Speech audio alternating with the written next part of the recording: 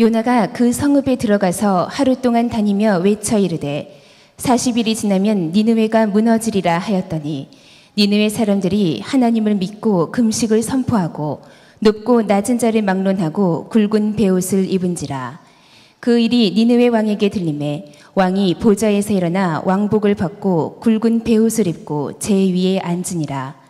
왕과 그의 대신들이 조서를 내려 니느웨에 선포하여 이르되 사람이나 짐승이나 소떼나 양떼나 아무것도 입에 대지 말지니 곧 먹지도 말 것이요 물도 마시지 말 것이며 사람이든지 짐승이든지 다 굵은 베옷을 입을 것이요 힘써 하나님께 부르짖을 것이며 각기 악한 길과 손으로 행한 강포에서 떠날 것이라. 하나님이 뜻을 돌이키시고 그 진노를 그치사 우리가 멸망하지 않게 하시리라. 그렇지 않을 줄을 누가 알겠느냐 한지라. 하나님이 그들이 행한 것 곧 그 악한 길에서 돌이켜 떠난 것을 보시고 하나님이 뜻을 돌이키사 그들에게 내리리라고 말씀하신 재앙을 내리지 아니하시니라. 자, 요나서 3장 이제 오늘 끝까지인데요. 어떤 분들은 이제 다 끝나가겠구나 이렇게 생각하는 분도 계시고, 어떤 분들은 벌써 이렇게 요나서 3장 끝이야 이렇게 생각하는 분들이 있을 텐데, 벌써 요나서 3장 끝이야 이런 분들은 복이 있을 겁니다. 네. 그만큼 말씀을 달게 받았다는 뜻이죠. 네. 자, 오늘 이 본문 말씀은 우선 이것이 역사적인 사실이라는 것부터 분명히 했으면 좋겠습니다. 꼭 동화 같은 이야기죠. 그죠? 니느웨가 회개를 했다. 요나가 가서 니느웨에 40일 지나면 이 성이 무너질 거라 이렇게 이야기한 것 때문에 왕부터 시작해서 모든 니느웨 성의 사람들이 짐승들까지 금식하면서 회개했다. 이런 일이 과연 현실적인 이야기일까?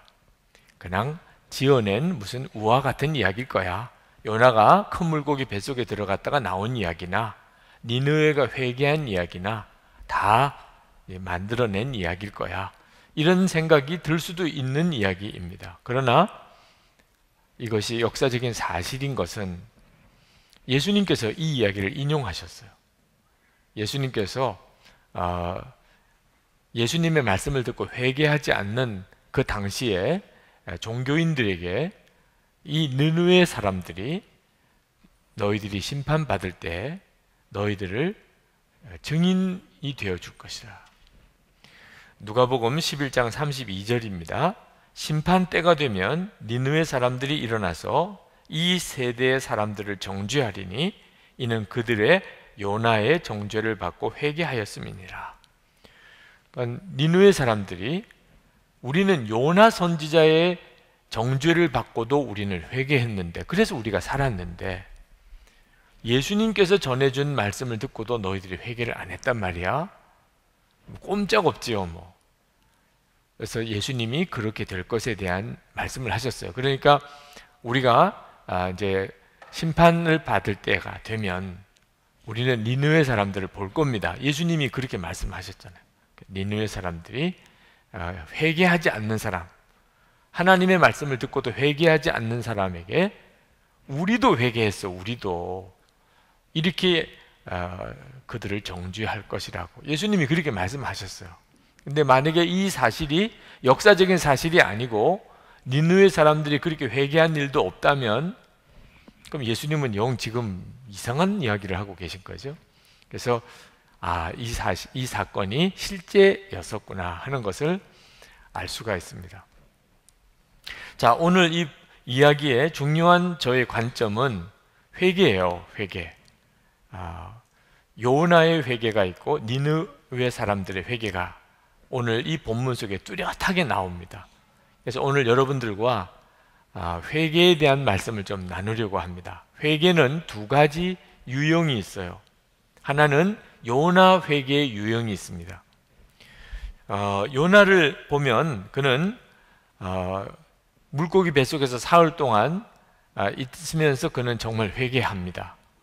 그리고 하나님께서 다시 니느웨로 가서 하나님의 말씀을 전하라고 하니까 요나가 이제는 군소리도 안 하고 즉각 니느웨로 갑니다. 회개했어요.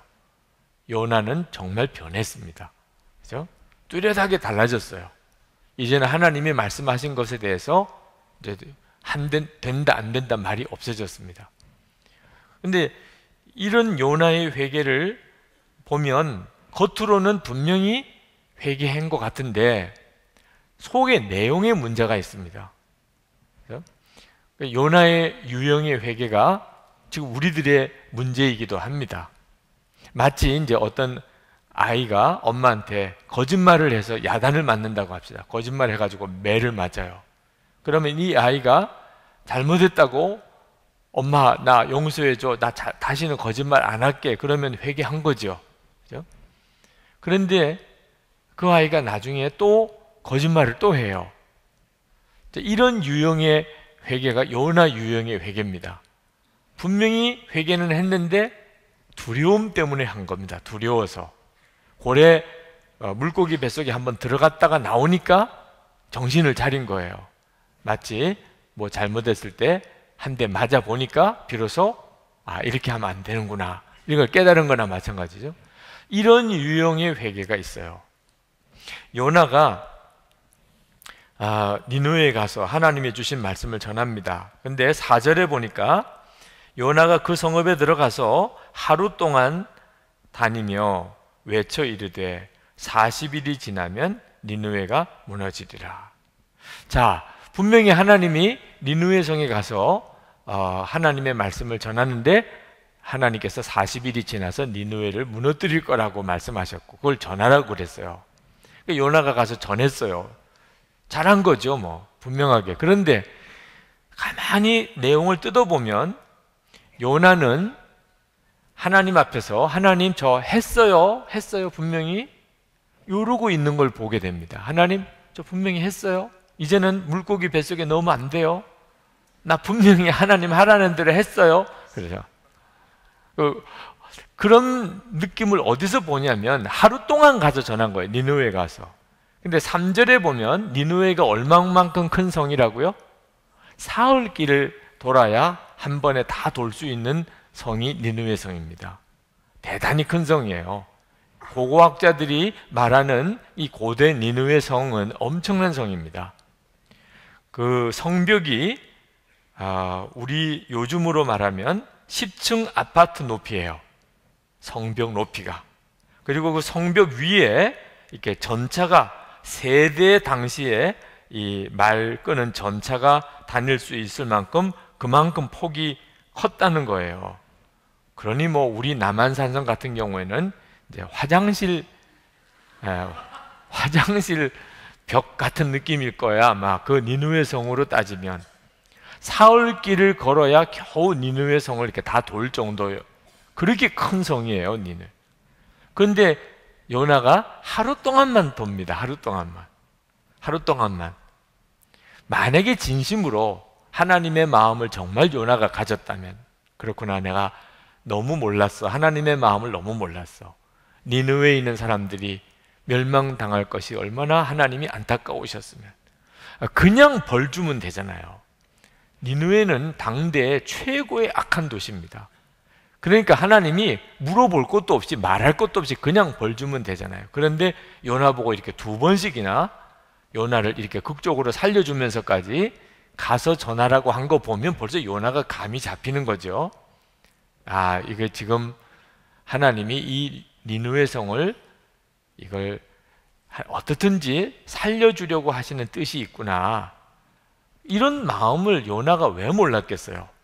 근데 요나는 그게 싫었어요. 근데 니느웨 성 사람들이 회개를 안 하면 좋겠어요, 요나는. 그래서 하루 동안 돌았다고 그래요. 하루 동안. 그러니까 니느웨에 있는 사람들이 요나 이야기를 다 들은 것도 아니었습니다. 그냥 한 3분의 1 정도 좀 들었나요? 니느웨는 굉장히 악한 도시였고, 또 특히 이 북이스라엘 입장에서 보면은 정말 무서운 나라예요. 자기들을 멸망시킬 수도 있을 나라입니다. 그런 나라이기 때문에 하나님이 니느웨를 멸망시킨다는 이야기는 요나에게는 굉장히 기쁜 일이에요. 요나의 마음에 한 가지 걱정은 뭐냐면, 혹시 니느웨 사람들이 회개하면 어떻게 하나? 그게 이제 요나에게는 왜? 하나님은 나를 그러셨거든. 이 요나가 선지자입니다. 선지자. 이 선지자에게 유형이 있어요. 하나님이 심판을 선포하게 합니다. 그것은 회개를 요구하시는 거예요. 회개를 하면 하나님이 용서해 주셨어요. 그게 선지자는 다 알고 있는 내용입니다. 하나님은 심판하는 것보다 용서하시기를 더 기뻐하세요. 근데 니느웨도 똑같은 패턴으로 가시네. 그러니까 요나는 이 회개를 하게 될까 봐 사실 내심으로 좀 걱정을 하고, 그래서 그 니느웨에 요나가 가서 한 말은 40일이 지나면 니느웨가 무너지리라는 말만 합니다. 그 뒤에 어떻게 하면 하나님이 용서하실 거라는 내용은 안 해요. 선지자들은 다 패턴이 그런 패턴입니다. 너희들이 회개하고 돌아오라. 그러면 하나님이 너희를 긍휼히 여기시리라. 이렇게 가게 돼 있어요. 선지자는 항상 하나님의 말씀이 어떤 패턴을 가지고 있는 걸 압니다. 하나님은 무조건 이제 너희들은 끝났어, 너희들은 죽었어, 이렇게 하시는 하나님이 아니셨어요. 그런데 요나는 가서 40일이 지나면 너희들이 무너지리라 이러고 돌아요. 근데 요나가 전혀 예상치 않았던 반응이 일어나기 시작해요. 사람들이 요나를 데려다가 막 때리거나 너 누구야? 그러고 너 북이스라엘 사람이거나 너 간첩인가 봐, 이렇게 해서 그 니느웨 이 국가정보원에서 이렇게 끌고 가서 그 지하 안가에다가 데려다가, 그죠? 고춧가루 탄 물로 이렇게 코에다가 붓고 이렇게 되는 게 아니고, 막 사람들이 쫓아다니면서 정말이에요? 정말이에요? 하나님이 누구신데요? 이러고 반응이 오네. 그러니까 요나가 점점 불안해. 사실은 요나도 그 니느웨 성에는 사흘 동안 다 돌아야 했으리라고 생각했을지도 몰라요. 당연히 그랬겠죠. 사흘길이라고 나온 거 보면. 그런데 하루 만에 끝냅니다. 왜? 분위기가 좀 이상하는 거야. 술렁거리네, 성에. 요나를 막 해코지하거나 위협하거나 막 나가라 그러거나, 차라리 그러면 하나님 보셨죠? 나 전했어요. 근데 나가래잖아요. 죽인대잖아. 그러니까 나오려고도 이렇게도 계산을 했을지 모르는데 막 분위기가 진지하게 받아들이는 거예요. 그 자꾸 물어보는 거야. 당신이 누구냐? 왜 그런 이야기 하냐? 왜 여기까지 와서 이야기하냐? 하나님이 도대체 어떻게 하시는 분인데 그럼 우리는 어떻게 해야 되냐? 요나가 이거 잘못하다가는 무슨 정말 회개 역사가 일어나겠다. 그래서 아마 하루만 돌고 끝냈는지도 모르겠어요. 아무 이야기도 안 하고, 하나님을 어떻게 하면 돌이킨다는 이런 이야기는 전혀 안 하고 그냥 멸망할 거다. 여러분, 만약에 여러분의 경쟁자가 있다고 합시다. 학교에서나 또는 직장에서나 뭐 사업을 하는데 경쟁자가 있는데 어느 날 하나님이 여러분에게 너 그 사람한테 가서 너 죽는다 이렇게 이야기해라. 하나님이 너를 죽일 것이다. 너 그렇게 살면 안 돼. 그런 마음을 하나님이 여러분에게 말씀을 주셨다면 여러분은 그 경쟁자에게 가서 하나님이 너 죽인대 이렇게 전하는 마음이 어떻겠어요? 요나가 지금 어떤 마음이냐면 너무 통쾌한 거예요. 아주 고소한 거야. 니느웨가 무너지다니 정말 바라고 바라던 거예요. 근데 하나님이 진짜 원하는 건 뭐죠? 정말 애통한 마음으로, 나하고 경쟁자예요. 그 사람이 잘 되면 나는 망하는 것 같아요. 이런 상황에서도 하나님이 이 말을 전하라고 하는 거 보면 하나님이 그 영혼을 긍휼히 여기시는구나. 그래서 가서 나하고 경쟁자인데 내가 정말 눈물이 글썽거리면서 하나님이 나에게 말씀하시는데 너 그렇게 하면 죽는다고 그러더라. 난 너하고 이렇게 경쟁 관계이기 때문에 이 말을 하는 거 아니야. 하나님이 진짜 나에게 너를 살리기 위해서 이 말을 전해주라고 하는 거야. 사실 하나님은 요나에게 그런 마음을 원하셨던 겁니다. 그런데 요나는 하나님이 하라는 것에 그 겉껍데기만 하는 것으로 그는 순종합니다. 왜? 그마저도 안 하면 진짜 이번엔 죽을 것 같거든. 물고기 뱃속에 3일 있어 보니까 이거 하나님 피해서 도망가는 거는 아니구나 하는 거 깨달았어요. 이렇게 가다가는 나 진짜 죽겠구나. 그건 정신을 차렸어요. 그런 뜻에서 보면 회개는 했어요. 그렇지만 하나님의 마음을 가지고 순종하기는 싫어요. 그 정도는 마음이 안 열려요. 그게 요나의 회개예요. 근데 니느웨 사람들의 회개가 오늘 본문에 나옵니다. 니느웨 사람들의 회개는 전혀 달랐어요. 요나가 그 참 엉터리같이 전해준 니느웨의 멸망에 대한 하나님의 예언을 듣고 니느웨 사람들은 갑자기 마음이 막 뒤집어지기 시작합니다. 그 성내 사람이 다 들은 것도 아니에요. 3분의 1 정도만 들었어요. 성의 크기에 비하면 하루만 돌았으니까. 근데 5절에 보니까 니느웨 사람들이 하나님을 믿고 금식을 선포하고 높고 낮은 사람 막론하고 굵은 베옷을 입은지라. 그 일이 니느웨 왕에게 들림에 왕이 보좌에서 일어나 왕복을 벗고 굵은 베옷을 입고 제위에 앉으니라. 자, 이 이야기를 보면 니느웨에서 일어난 회개가 범상치 않다는 걸 알 수가 있습니다. 왜?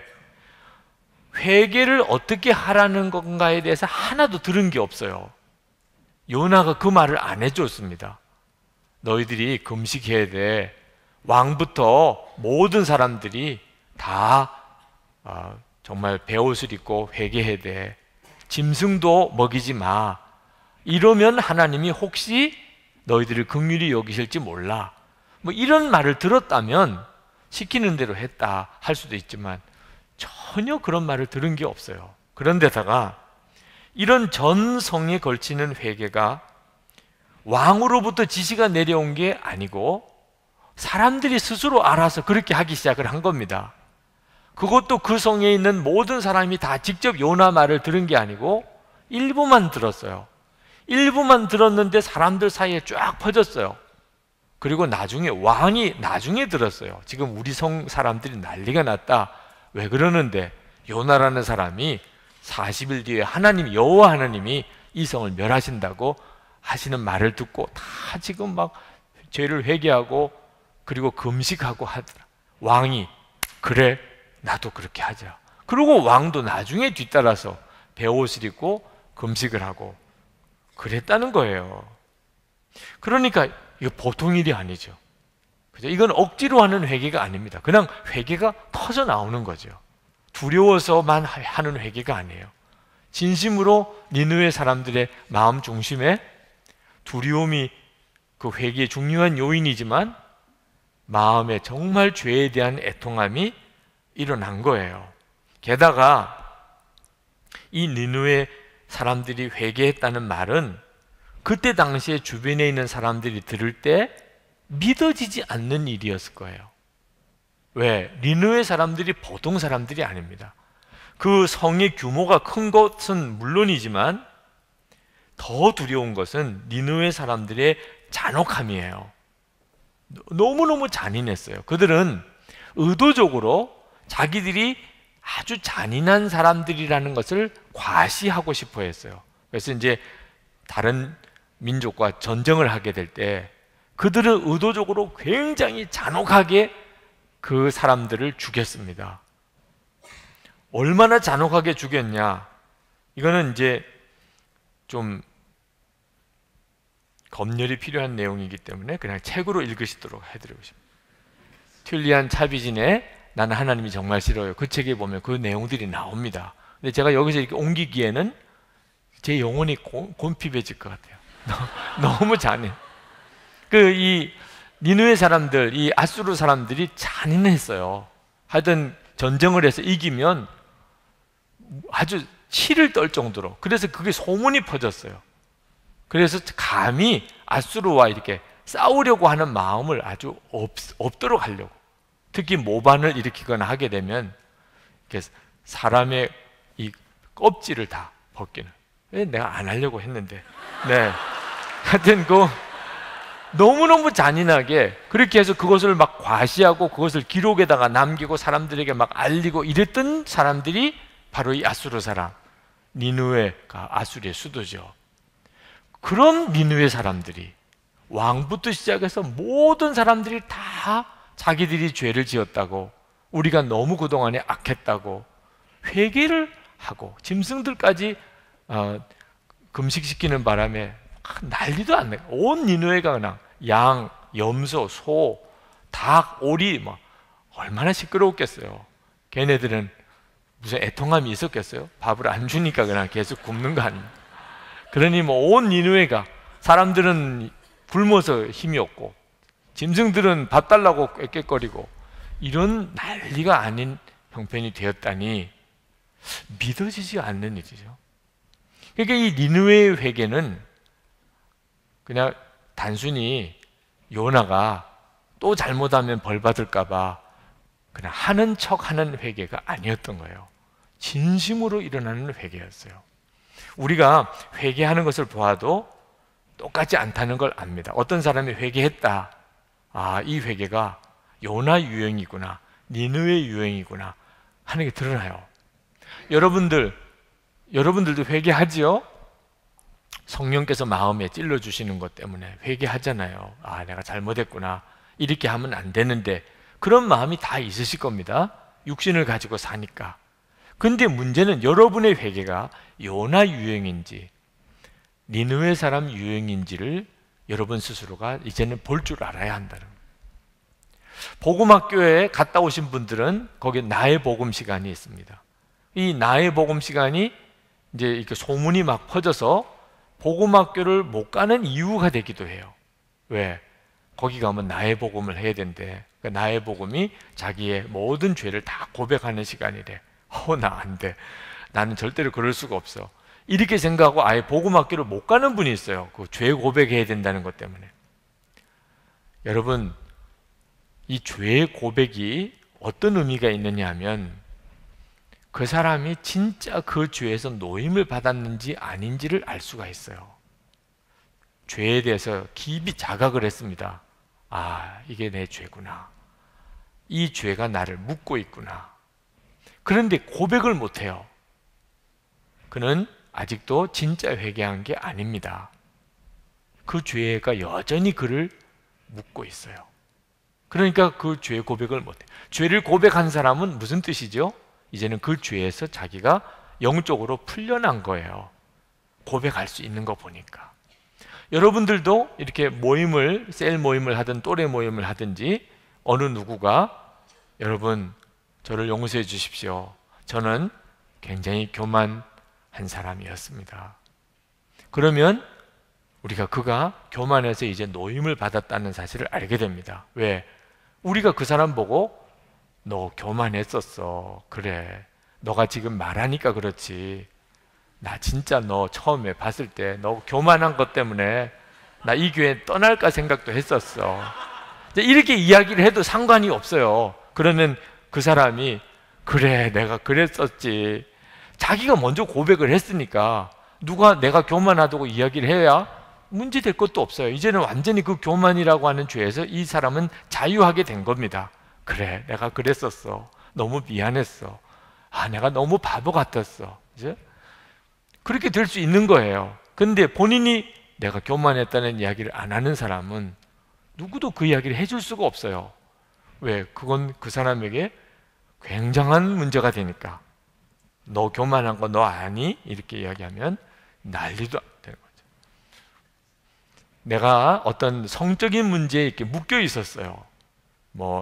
여러분이 지난날에 이제 음란하게 살았던 거, 또는 여러분들이 어떤 성관계를 했던 거, 이런 문제들을 거론하는 건 정말 심각한 문제가 되는 거죠. 근데 고백하는 것보다 더 심각한 것은 그 죄가 나를 묶고 있다는 거예요. 그러니까 내 삶 전체를 물고 들어가고 있다는 거예요.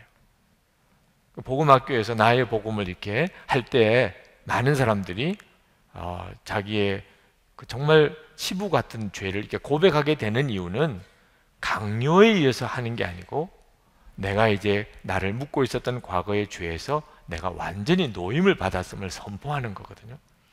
그러니까 회개가 달라요. 회개하는 걸 보면 이 사람이 정말 죄에서 노임을 받았구나. 아니면 아직도 이 사람이 여전히 죄에 묶여 있구나. 두려운 거예요, 그냥. 그래서 형식적으로만 회개하는 거예요. 여러분은 어떤 회개를 하고 있나요? 어떤 분이 교회 안에서 서로 싸웠어요. 너무 마음이 아프더라고.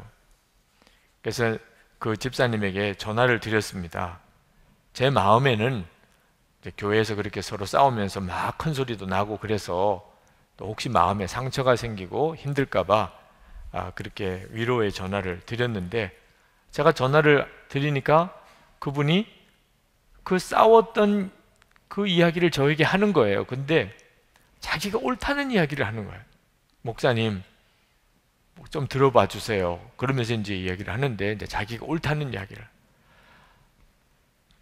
자, 그분은 처음에는 저한테 미안합니다, 목사님. 제가 교회에서 이렇게 시끄럽게 해서 미안합니다. 이거 회개를 한 것 같아요. 근데 목사님, 사실은 목사님도 좀 아셔야 될 텐데 하면서 이제 자기 이야기를 하는 거예요. 이건 회개가 아니죠.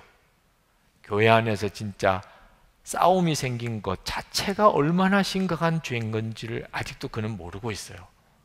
여전히 그는 누가 옳으냐 그르냐고만 따지는. 여러분들도 나중에 아이를 낳아서 길러보면 알게 될 겁니다. 아이를 낳아서 이제 둘을 낳았는데 그 아이들이 서로 싸워요. 그러면 싸우는 것 자체가 벌써 부모 마음에는 너무 마음이 아픈. 절대로 누가 잘했냐는 것은 별로 관심이 없어요. 부모 마음에는 큰아이가 잘했냐 작은아이가 잘했냐. 그래서 재판하자. 피고 발언하시오. 뭐 이렇게 하고 싶은 마음이 부모에게는 조금도 없어요. 부모가 아픈 것은 너희들이 형제인데 왜 싸웠냐는 거예요. 형은 형대로 받아주면 되지, 동생은 동생대로 형에게 따르면 되는 거지. 아니 그게 왜 싸울 일이냐는 거예요. 그런데 둘이 형은 형대로 동생은 동생대로 다 자기가 잘했다고 이야기하면 어떻게 돼요? 더 맞는 거지. 그죠? 차라리 제가 잘못했어요. 우리가 싸운 것이 얼마나 엄마 아빠의 마음을 아프게 했는가. 우리가 정말 진심으로 회개하고 있어요. 싸웠다는 것 자체가 부끄러워요. 때려줘요. 네. 이러고 나오면 때릴 이유가 없는 거예요. 네. 그걸로 끝난 겁니다. 부모 마음은 기뻐요. 그래, 너희들이 그렇게 깨달았으면 너무 기쁘다. 그래, 피자 먹으러 가자. 이렇게 가는 거예요. 그걸 이해를 그때는 못하는 거예요. 그 아이들의 입장에서는 내가 잘했는데 제가 문제가 있는데 이렇게만 생각이 드는 거예요. 교회 생활도 똑같아요. 진짜 회개가 됐냐 아니냐 엄청난 차이가 있어요. 어느 권사님이 교회에 암 환자가 있어서 특별한 기도를 부탁을 드렸는데 너무너무 울면서 회개를 하시는 겁니다. 난 이 권사님이 왜 그렇게 울면서 기도를 하시는지를 모르. 그래서 권사님 왜 그러세요? 그랬더니 자기가 너무 큰 죄를 지었다. 이 암 환자가 위해서 기도하는데 이 권사님이 무슨 죄를 지었기 때문에 또 그런가. 그래서 권사님 무슨 이야기시냐고 그랬더니 그 권사님이 나중에 하시는 이야기가 뭐냐면 자기는 너무 잠이 잘 온다는 거예요. 그게 그 권사님에게는 너무 괴로운 거예요. 지금 교회에서 어느 교우가 지금 암 수술을 하는 것 때문에 사느냐 죽느냐는 문제로 그렇게 기도를 좀 해달라고 부탁을 하는데 내가 이렇게 잠이 잘 와가지고 내가 이게 진짜 애통하는 마음이 있는 건가. 제가 그 권사님 이야기를 듣고 내심 굉장한 충격을 받았어요. 야, 회개도 같은 회개가 아니구나. 여러분 잠이 잘 와서 요즘에 회개가 돼요? 그냥 누우면 잠이 오네. 지금 나라가 시국이 어떤 시국인데 대통령 선거를 앞두고 잠이 와 지금? 이 차원이 다르다는 거니까. 제가 그 권사님이 너무 마음이 감사하기도 하고 그리고 저 자신도 이게 내가 하나님 앞에 회개하는 것과 이 권사님의 회개는 주님 받으시기에 차원이 다르구나. 그 권사님은 지금 누구는 아파 죽어가고 있는데 나는 왜 이렇게 누우면 그냥 잠이 오나. 하나님 너무 미안해요. 이랬단 말이에요. 회개가 달라요. 니느웨 사람들의 회개와 요나의 회개가 뚜렷이 다릅니다. 어떤 역사가는 이 니느웨 사람들의 회개가 까닭이 있다고 이렇게 설명을 해요. 8세기경 요나 선지자가 니느웨에 가서 이 하나님의 말씀을 전했을 때라고 추측이 되는 이 8세기 중반경에 아수르는 아주 강대한 시대를 이제 막 지나가고 있는 때라고들 이야기합니다. 여러 가지 내부적인 문제가 일어났어요. 가뭄도 오고 기근도 닥치고 이제 국경 지역에서 이제 군사적인 충돌들이 일어나고 내부의 반란도 있고 무능한 왕들이 계속 이어지면서 니느웨의 힘이 이제 약해지고 게다가 아주 비극적인 징조라고 일컬어지는 지진과 그리고 계기 일식이 나타나는, 그러니까 한마디로 니느웨 성은 굉장히 민심이 흉흉해져 있는 때, 이와 같은 때에 공교롭게 맞물렸을 것이다. 요나가 가서 이제 40일이 지나면 이 성은 무너지리라 이렇게 외친 것이. 그러니까 니느웨 성 사람들이 그렇지 않아도 마음이 불안한데 누가 와서 성을 다니면서 큰 소리로 이렇게 외치고 다니니까 이게 정말 무슨 신적인 역사가 일어나는 모양이다. 그래서 그들이 그만 마음이 두려워서 그렇게 회개를 하고 했지 않았을까, 뭐 이런 설명을 하시는 분들도 있어요. 정말 그렇게 되었을지 모르는 일이기도 해요. 하여튼 분명한 것은 니느웨 안에 엄청난 회개가 일어난 것이고, 그때 니느웨 왕이 이렇게 말합니다. 9절에 하나님이 뜻을 돌이키시고 그 진노를 그치사 우리가 멸망하지 않게 하시리라. 그렇지 않을 줄을 누가 알겠느냐. 니느웨 왕의 신앙 고백이에요. 분명히 예언은 망할 거라고, 멸망할 거라고, 무너질 거라고만 했습니다. 그러나 누가 알겠냐, 우리가 이렇게 진심으로 회개하면 하나님이 뜻을 돌이키고 진노를 거두실지 그건 누가 알겠느냐. 그러니 우리 멸망할 거라는 말만 듣지 말고 우리 회개하자. 그래서 이제 조서를, 그전에는 자발적으로 일어났던 회개고 이제는 왕이 7절 8절에 보면 조서를 내립니다. 그래서 온 니느웨의 짐승 사람 뭐 다 아무것도 먹지 말고 물도 마시지 말고 다 굵은 베옷을 입고 하나님께 힘써 부르짖고 각기 악한 길과 손으로 행한 강포에서 떠날 것이라고 이제 법으로 정해버려요. 그래서 이제 니느웨는 완전히 왕영에 의해서 다 회개하고 금식하는 역사가 이제 일어나게 된 거죠. 하나님이 혹시 뜻을 돌이키실지 모르지 않냐. 누가 가르쳐 준 것도 아니에요. 요나가 그렇게 선포한 것도 아닙니다. 그들 스스로가 그렇게 하나님 앞에 간절히 구한 거죠. 회개가 이렇게 되면 그러면 살아요. 니느웨 같은 악한 성도 하나님이 다시 살려줍니다. 그러니까 회개가, 니느웨 성의 회개가 굉장히 감동적입니다. 그렇지만 하나님의 은혜와 용서는 사실 훨씬 더 커요. 그런다고 용서해 주신 하나님. 어떤 때 보면은 요나 입장에서 보면은 화가 날 만도 한 일이라니까. 이제 4장으로 건너가면 주제가 또 확 바뀌게 됩니다만 사실 니느웨가 회개한 거 대단해요. 그러나 하나님이 그런다고 용서해 주신 거, 그 니느웨가 그동안에 아수르 사람들이 저질렀던 악행을 알고 있는 주변 사람들이 보기에는 하나님이 너무 하시잖아요. 그 정도 회개한다고 용서해 줘요? 이럴 만한 일이라. 그러니까 이 메시지는 하나님의 용서와 사랑이 얼마나 크냐, 우리가 회개만 하면 하나님이 얼마나 놀라운 일을 행하시냐는 것을 말해주는 거예요. 저는 오늘 이 니느웨 3장을 우리가 같이 읽으면서 우리 도시에도 우리나라에도 니느웨 같은 역사가 일어나기를 기도해야 되겠다 하는 메시지를 하나님이 주신다고 믿습니다. 성남을 위해서도 또 서울을 위해서도 또 우리가 속해 있는 그 지역의 도시를 위해서도 하나님, 니느웨 같은 회개와 부흥이 일어나게 해 주옵소서. 우리에게 주어진 사명이에요. 이 말씀을 읽는 자들은 니느웨도 그렇게 회개했는데 얼마든지 하나님은 그렇게 하실 계획을 가지고 계시겠구나. 정말 우리나라는 그 일이 필요한 때입니다. 그런데 여러분이 이런 니느웨 같은 부흥이 도시에서 일어나는 일을 위해서라도 먼저 여러분이 개인적으로 이 회개와 부흥을 경험하는 일이 필요합니다. 제가 지금 성남이나 서울이나 또는 수원이나 용인이나 이런 도시를 위해서 우리가 이런 역사가 일어나도록 우리가 기도합시다. 그랬을 때 여러분의 마음에 이렇게 확 마음에 강하게 그렇구나. 그것이 우리의 사명이구나. 이렇게 느낌이 안 오신 분들이 있으실 거예요. 그건 왜 그러냐 하면 그렇게 될 거라고 전혀 마음에 감동이 안 오니까.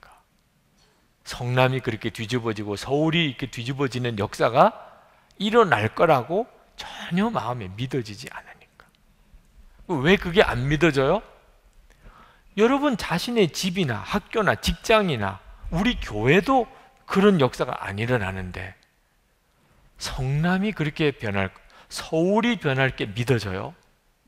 전혀 그렇지 않은 거죠. 그러니까 하나님께서 이렇게 도시가 변화되는 부흥을 주시기 전에 우리에게 먼저 하나님이 부어주시려고 하는 게 있는데 그것은 우리 자신의 개인적인 삶에 있어서 회개와 하나님의 부흥이 필요하다는 거예요. 오늘 이 시간 이건 여러분이 정말 붙잡아야 합니다. 하나님은 반드시 부흥을 주신다. 진짜 회개하면 반드시 하나님이 부흥을 주신다. 그 사실을 여러분이 여러분의 개인 영역에서, 가정에서, 직장과 학교에서, 그리고 우리 교회 공동체에서 여러분이 경험해야 비로소 도시를 위해서 기도할 수 있는 믿음의 담력이 생겨요. 나라를, 열방을 위해서 기도할 수 있는 거예요. 여러분 일본이 변화될 걸 믿습니까? 중국이 바뀔 게 믿어져요? 우리나라에 하나님의 부흥을 주시는 것을 경험해 본 사람은 일본도 그리 될 게 믿어지고 중국이 그리 될 것도 믿어지는 거예요. 우리 안에서 부흥이 없는데 우리가 어떻게 일본을 위해 기도가 되며 중국을 위해 기도가 되나요? 우리가 보기에 중국도 일본도 참 심각한 문제가 있죠. 북한이 완전히 바뀔 게 그게 믿어지나요? 그걸 위해서도 하나님은 우리와 우리 교회 안에 하나님의 부흥을 주기를 원하십니다. 우리에게 필요한 것이 진짜 회개예요. 요나식의 회개 말고 그냥 어설프게 교회 와서 하나님 용서해 주세요. 제가 지난 주간에도 또 정말 잘못 살았어요. 하나님, 제가 이제는 돌이키고 싶어요. 그 배경에는요, 하나님이 벌 주지는 마세요. 이러면 하나님, 제가 잘못한 것 때문에 무슨 큰 벌 안 받았으면 좋겠다. 이런 마음이 깔려 있는 정도지 진짜 회개는 아직도 안 일어나는. 이런 회개는 정말 답답한 거죠. 아무 역사가 없고. 오늘 이 시간 여러분 안에 니느웨 사람들처럼 정말 완전히 속이 뒤집어지는 회개가 일어난다면 이 회개의 이 차이가 어디서 오는 걸까? 여러분이 오늘 여러분의 회개를 가지고만 한번 점검해 봅시다.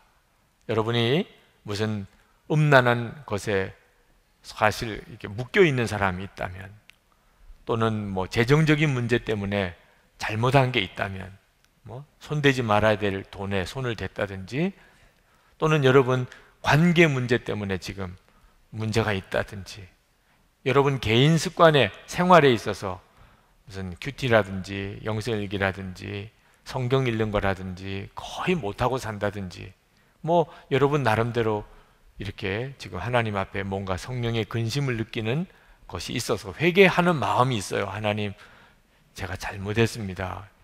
근데 이 요나식의 회개는요, 곧 잘못한 것만 보는 거예요. 잘못한 것만. 내가 요거는 고쳐야 되는데, 이러면은 이게 큰일 나는데, 이런 마음이 있는. 그건 하나님 앞에 잘못했다고 오늘 고백하지만 다음 주일에도 또 고백해요. 잘못한 거는 보여요. 그렇지만 해결은 안 돼요. 그러니까 다음 주에 또 잘못했어요. 그 다음 주에 또 잘못했어요. 기도할 때마다 보면 하나님, 내 모습 그대로 가지고 왔어요. 주님이 다 용서해 주신 줄 믿어요. 감사해요. 그리고 그 다음 주에 또 가지고 왔어요. 그 다음 주에 또 가지고 왔어요. 죽을 때까지 계속 가지고 와. 하나님은 용서가 전문가이시니까, 그렇죠? 우리는 그대로 가져오는 게 전문가고, 이렇게 평생 사는 거야. 이런 회개는 아무 변화가 없어요. 왜 그런가? 자꾸 내 죄만 보니까 그런 거야. 내 죄만 보니까. 진짜 회개는 어떤 회개죠? 예수님을 바라보는 눈이 열리는 겁니다. 예수님을 바라보는 눈이 열리고 나면, 그러면 이렇게 반복적인 죄를 짓고 싶은 마음 자체가 뒤집어져요. 그래서 회개는 예수님을 바라보고 하는 것이 초점입니다. 주님을 요나가 이게 고래배 속에 들어간 것만 생각했지, 진짜 하나님을 바라보지 않았기 때문에 그가 회개를 해도 건성으로 한 거죠. 오늘 이 시간 여러분이 여러분의 삶에 진짜 회개와 진정한 변화를 경험해 보는 역사가 꼭 일어나기를 바라는데, 그것은 여러분이 주님을 바라보는 눈이 뜨이는 거예요. 한 번은 이 신내림 굿 하는 여자가 이 교우들이 데리고 왔어요. 완전히 귀신에 사로잡혀 있는 그런 여잔데 왔어요. 뭐 자기가 직접 이야기를 해요. 이렇게 귀신 들린 현상에 대해서, 그리고 괴로운 것에 대해서. 그리고 더 이 여자가 힘든 것은 자기만 그런 게 아니고 자기 자녀들에게까지 이런 신내림 현상이 이렇게 보이는 것이 두려웠고, 그래서 이제 여기서 이제 벗어나고 싶다, 이런 마음을 가지고 왔어요. 그래서 그 얘기를 듣고, 그럼 우리 기도합시다. 그리고 이제 예수님의 이름으로 보혈로 그 사람을 이제 덮어주시기를, 이렇게 기도를 시작하면서부터 이제 막 발작이 일어나기 시작하는, 멀쩡히 귀신 들린 이야기를 하던 여자가 같이 이제 우리 기도합시다. 그런데 예수님의 이름으로 주님의 보혈로 덮어달라고 하면서부터 막 소리를 막 지르고 온 몸을 발광을 하기 시작하면서 당황스러워요. 어떻게 조금 전에 사람하고 이 사람하고 이렇게 다른가? 주변에 있는 사람들이 다 팔다리 손을 붙잡고 같이 기도하고 찬송하고 너무너무 힘들어요. 나중에는 눈이 살기등등한 눈이 돼요. 그래가지고 뭐 온갖 험한 말, 욕을 막 퍼붓기 시작하는 겁니다. 온갖 상소리를. 그러면서 갑자기 사람이 이렇게 확 바뀌더니, 내가 어떻게 여기까지 왔는데 나 안 나가? 뭐 이러는 거예요. 여자분이 막 소리를 굵은 목소리로 안 나가, 나 안 나가. 몇 사람이 붙잡고 막 그 사람을 이렇게 정말 제압을 해야 될 정도로, 실제로 어떤 한 사람 속에 이 악한 귀신이 들어가서 그 사람에게 발작하는 일을 보는 것은 정말 그 자체가 끔찍한 일이에요. 그래서 더 이상 이렇게만 기도할 문제가 아니겠구나, 뭔가가 이분 스스로가 반응을 같이 해줘야 될 문제가 있겠구나. 그래서 그분에게 예수님이라고 부르라고 그랬어요. 당신이 정말 이 귀신에게서 노임을 받기를 원한다면 예수님을 부르세요. 예수님을 부르세요. 근데 안 하는 거예요. 거부하는 거예요. 왜 안 하냐고 그랬더니 그 예수님이라는 말이 목에서 안 나온다는 거예요. 그러면서 소리가 들리기를, 너 그 말하면 죽어, 너 그 말하면 죽어, 그런 소리가 들린다. 그래서 자기가 도무지 말을 못하겠다는, 예수님이라는 말을. 그래서 다시 물었어요. 정말 구원받기 원합니까? 이 귀신 들린 곳에서 구원받기 원합니까? 대답을 안 해요.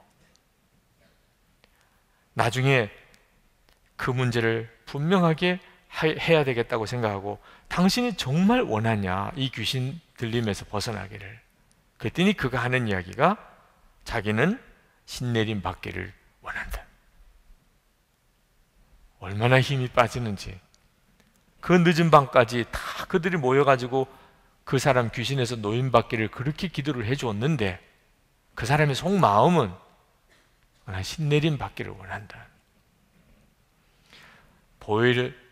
예수님의 보혈 한 방울이면 어떤 악한 영역에서부터 우리가 노임을 받을 수 있지만, 내가 진정으로 원하는 게 아니면 그러면 어떻게 할 방법이 없는 거예요. 주님도 여러분이 진짜 죄에서 노임을 받기 원하나요? 여러분이 정말 원하는 거예요? 여러분이 마음에 지금 가책을 느끼는 거, 이건 아니야, 너무 부끄러운 일이야, 이것 때문에 내가 안 되나 봐, 하나님이 이것 때문에 내게 역사 못 해주시나 봐, 뭐 이런 것들이 이렇게 걸리는 게 있잖아요. 여러분 그거 진짜 청산하고 싶어요. 완전히 거기서 노임을 받고 싶은데 안 되는 거예요? 아니면 단지 벌 받는 게 무서운 거예요? 내가 이렇게 살면 혹시 하나님이 벌 주시면 어떡하나, 그게 무서운 거지 죄는 마음에 끌려요. 여러분 진짜 회개가 아니면 주님이 역사를 못 하시는 거예요. 못 하시고. 하나님은 니느웨 성 이야기를 통해서 이 회개보다도 엄청난 하나님의 은혜를 부어주시고 싶어 하세요. 주변 사람들이 다 하나님 너무 하셨다고 할 만큼 하나님 너무 하신 거예요. 하나님. 나중에 이제 요나가 그렇게 이야기를, 하나님 너무 하신 거예요. 근데 그런 하나님의 은혜와 사랑도 진짜 회개가 아니면 우리에게 부어지지가 않는 거예요. 여러분이 오늘 하나님 앞에서 정말 물어야 돼요. 나는 내가 묶여있는 죄, 끊지 못하는 죄, 벗어나지 못하는 생활 습관에서 진짜 벗어나기 원하나? 하나님, 나 정말 원해요. 나 이제 주님과 연합하고 싶어요. 여러분에게 성령께서 그렇게 감동하시고 계실 거예요. 여러분이 마음에 이렇게 묶여있는 것에서 정말 벗어날 수 있게 해주시려고. 그 사실을 여러분 붙잡아야 합니다. 제자훈련 하면서 있었던 일인데, 어느 여자 성도님이 제자훈련 하다가 중간에 포기한 일이 있었어요.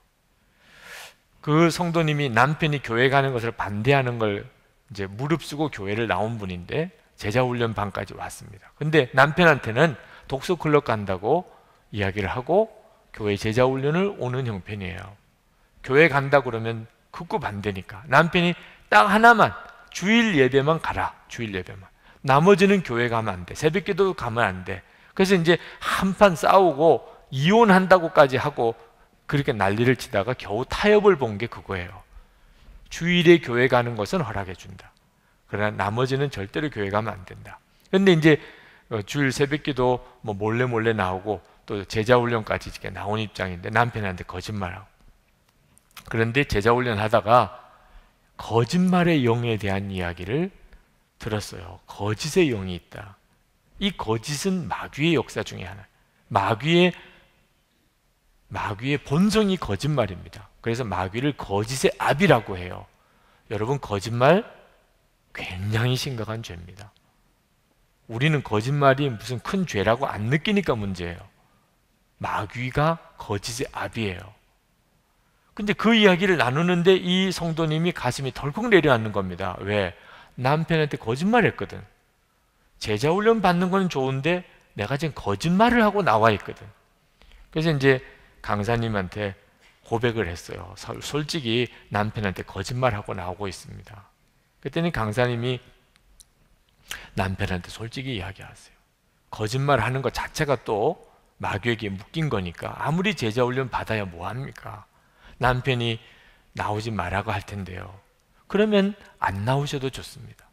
제자훈련 못 하셔도 좋은데 반드시 남편이 허락하고 거짓말하지 않은 상태에서 허락하고 제자훈련 받게 되기를 기도하시는 게 더 길게 보면 하나님의 역사가 나타날 겁니다. 그래서 이분이 집에 돌아가서 남편한테 솔직히 그 이야기를 했는데 난리가 났어. 내가 그럴 줄 알았다. 그러고 이제 막 온갖 상소리를 하고 욕하고 이제 헤어지자 뭐 그럴 줄은 몰랐다. 지난번에 싸우고 타협한 게 언젠데 또 이렇게 했냐 뭐 그러고. 아내는 계속 내가 잘못했다. 내가 당신한테 거짓말한 거 잘못했다. 근데 오늘 제자반 했는데 강사님이 남편한테 거짓말하고 제자훈련 받는 것 자체도 마귀에게 또 묶인 거니까 남편에게 솔직히 이야기하라. 그리고 남편이 하지 말라 그러면 안 해도 된다. 그래서 내가 지금 고백을 하는 거야. 그랬더니 남편이 너 속인 거에 대해서는 너무 분하지만 그래도 그 강사라는 사람은 괜찮은 사람인가 봐. 유일하게 교회에 대해서 괜찮은 이야기를 한마디를 이렇게 하더래. 그 남편한테 허락받고 오라고 그런 것에 대해서는 괜찮은 사람도 있는 모양이다. 그러나 안 돼. 그래가지고 그 사람이 제자훈련을 중간에 그만두게 돼. 자, 이렇게 하는 것이 쉽지 않을 수 있어요. 철저하게 내가 하나님 앞에 진짜 회개하고 하나님이 하라는 대로 하려고 하다 보니까 매사가 다 걸리는 게 많아. 그래도 말입니다, 그렇게 단계를 밟아가는 것이 하나님의 역사가 일어나는 열쇠예요. 아무리 좋은 뜻으로 한다 그러더라도 하나님이 마음에 기뻐하지 않는 어떤 일들을 하면서 하는 일은 하나님의 역사를 오히려 다 가로막게도 됩니다. 기도하고 하나님의 허락하심을 따라서 한 걸음 더 나가고, 하나님이 허락지 않으시면 거기서 일단 멈추고 또 기다리고 기도하고, 이렇게 나가는 것이 그 다음에 진짜 하나님이 강과 같이 내 삶에 하나님의 은혜를 열어주실 수가 있는 거예요. 오늘 여러분 정말 하나님 앞에 제대로 회개해야 합니다. 무서워서 하는 게 아니고 예수님 때문에 하는 거예요. 이제는 예수님하고 정말 동행하고 살고 싶어서, 주님이 기뻐하지 않는 것은 진짜 하기 싫어서, 이제는 하나님 내 마음이 정해졌어요. 내가 또 내 마음이 왜 이런지 모르겠어요. 이제는 나는 예수님 한 분 붙잡고 나머지는 다 포기할 수도 있어요. 거기서부터 다시 시작할게요. 예수님, 저와 같이 가세요. 저 주님과만 갈 겁니다. 여러분이 정말 이 믿음이 분명하면, 그러면 여러분이 부흥을 경험해요. 여러분 스스로 놀란다니까. 친한 친구한테 나 왜 이러는지 몰라 요즘에, 이런 이야기가 스스로 나와요. 나 왜 이러지 지금? 내 마음이. 여러분이 스스로 알게 됩니다. 그리고 비로소 가정 안에 부흥이 일어나고, 여러분의 학교와 직장, 요 교회 또래 모임, 셀, 하나님의 터치가 일어나기 시작해요. 여러분들을 통해서. 한 사람만 그래도 그런데 여러분 다 그렇다고 생각해봐요. 그러면 이 젊은이 교회는 이 나라를 뒤집어내는 교회가 됩니다. 여기 모인 여러분 정도 수만 가지고 우리가 진짜 하나님 앞에 회개하고, 그리고 예수님으로 살기를 정말 원한다면, 여기 모인 한 이 1,000명 넘는 이 인원이 다 그렇게 나온다면, 그러면 성남, 서울, 하남, 용인 다 뒤집어냅니다. 이 수가 보통 수가 아니에요. 그런데 우리가 진짜 회개하고 예수님으로만 충만하지 않으니까 이 많은 수가 모여도 마귀는 별로 걱정이 없어요. 이게 참 기가 막히게 안타까운 일이죠. 이 시간에 우리 기도합시다. 오늘 여러분 말씀을 통해서 두 회개를 보았습니다. 요나의 회개와 니느웨의 회개를.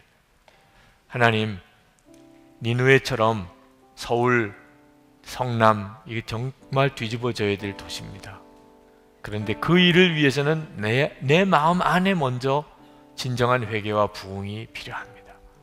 나를 통해서 우리 가정 안에, 내 일터와 학교에 하나님의 부흥이 일어나기 원합니다. 오늘 우리 교회의 소그룹 모임 안에 하나님이 하시는 역사가 있기를 원합니다. 우리 기도합시다. 은혜와 사랑이 충만하신 하나님, 놀라우신 하나님의 은혜, 하나님의 역사를 인해서 감사를 드립니다. 주여, 저희들을 붙들어 주시고 주의 이름하신 손에 우리를 사로잡아 주시기를 원합니다.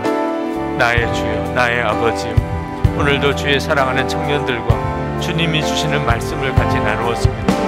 하나님 함께 하소서. 주님 역사하소서. 진정으로 주님께서 하시는 그 일 이루어 주소서. 마음이 간절하고 갈망하오. 하나님 역사해 주소서. 하나님 기뻐하지 않는 것은 진정으로 하기를 원치 않습니다. 주 예수님을 온전히 바라보며 예수님과 동행하는 그 삶을 정말 살기를 원합니다. 어떤 어려움이 있든지, 주님 어떤 난관이 있든지, 주님 여기서부터 다시 시작하게 되기를 원합니다. 아버지 하나님, 주님의 역사하심을 따라만 가기를 원합니다. 주님이 주시는 것으로만 살기를 원합니다. 하나님, 온 세상을 다스리시고 이 땅을 변화시키고 니느웨도 하나님 바꿔내는 하나님의 놀라운 부흥이 하나님 우리의 삶 속에 그대로 경험되어지게 되기를 원합니다. 나라와 민족과 열방을 바꾸는 하나님 저희들이 되기를 원합니다. 하나님 이 민족을 살려주소서. 주여 이 나라를 건져주소서. 주여 일본도 중국도 세계 열방을 주님이 구원해 주소서. 이슬람권에 있는 저 중동 땅을 하나님 변화시켜 주소서. 주님 저리 간구합니다. 주님 진정으로 원합니다. 진정으로 회개합니다. 주님. 아버지 하나님, 오늘 니느웨가 완전히 뒤집어지는 말씀을 보았습니다. 주님, 주의 성령께서 서울도 성남도 하나님 이 나라와 민족도 완전히 뒤집어지는 하나님의 역사를 우리를 통해 이렇게 이루어 주시기를 주님 기도 제목으로 주신 줄 믿습니다. 우리가 이와 같은 도시의 부흥을 보기를 원합니다. 주님, 그 일을 위하여 저희들 안에 하나님의 부흥을 경험케 해 주옵소서. 우리가 죄에서 정말 변화되는 것, 우리의 마음이 완전히 뒤집어지는 것, 우리의 생활이 완전히 바뀔 수 있다는 것을 우리가 예수 그리스도 안에서 경험하게 되기 원합니다. 은근슬쩍 죄에 묶여서 은밀한 죄에 묶여 사는 이런 생활 주님 이제는 청산하기 원합니다. 생활이 완전히 무너진 가운데서 주님 이제는 진짜 일어나기 원합니다. 예수님과 동행하는 삶을 계속해서 훈련받으며 주님에 대해서 완전한 믿음을 가지고 어떤 일도 두려워하지 아니하고 하나님의 말씀대로 살게 되는 그와 같은 삶을 원합니다. 주님, 저희들은 너무 가진 것이 없습니다. 또 너무 젊습니다. 그러나 하나님께서 오늘 여기 모인 청년들이 진짜 연합하면 나라와 민족과 열방도 바꾸실 수 있음을 믿습니다. 주여 역사해 주소서. 이 나라도 저 북한에 있는 동포들, 주여 일본도 중국도 세계 열방도 하나님 우리가 사랑하는 두 자매를 저 중동 땅 이슬람권에 보냈습니다. 주님, 우리가 그 모든 나라와 족속을 완전히 변화시키는 하나님의 부흥의 종들이 다 될 수 있게 해 주옵소서. 오늘도 진심으로 주님 회개하고 예수님으로 살기를 원하며 하나님 앞에 기도하는 이 젊은이들과 성도들을 축복해 주소서. 받아 주소서. 주님, 니느웨가 변화된 것처럼 역사해 주소서. 감사합니다. 오늘도 전심으로 예배하고 또 예물로 주님께 헌금한 성도들을 축복해 주시고 이 헌금이 하나님 기뻐하는 때로 쓰여지게 하시고 우리가 세상에 사는 동안 돈의 종이 아니고 하나님의 종됨을 하나님 재정에 있어서 분명하게 하고 살게 하시고 주님 이 일을 통해서도 주님의 증거를 보여주소서. 베풀어주고 나누어주는 삶을 다 살게 해 주옵소서. 예수 그리스도 이름으로 간절히 기도합나이다. 아멘.